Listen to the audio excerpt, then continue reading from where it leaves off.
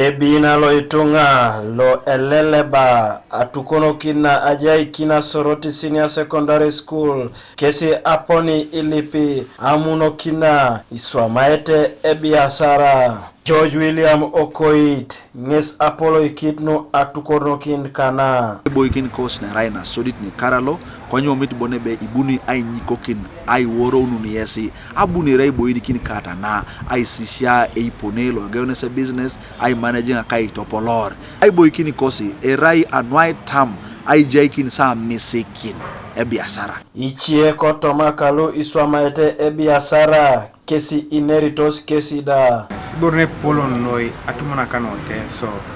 ngesa nyune poni pero na jaikin Atumunak skills so di borembo yeni yaret ngese Ajaikina Atumunak au misho iso ichelu iswame business aboy sho ache jadu au misho kada ideas ni dumuso aboy sho no ipo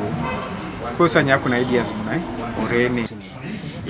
pedo ay mora kirono ya gita ay sisia unebe irukumitos teni bakor teso ido Atumunak kada imameta somisini tumun jebe toni somisini podidi danu ti wamete jebe ti duwe lo tese pedosi asom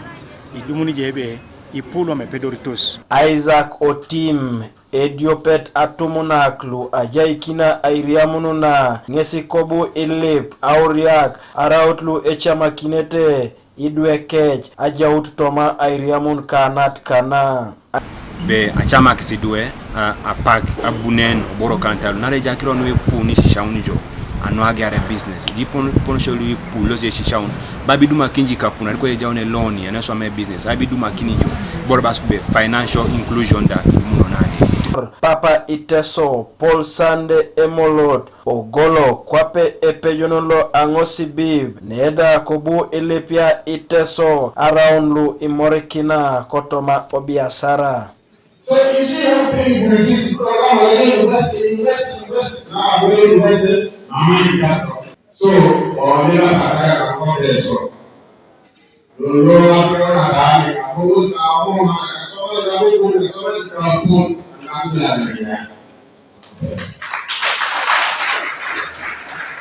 because each one of us just to put one person, but I don't know.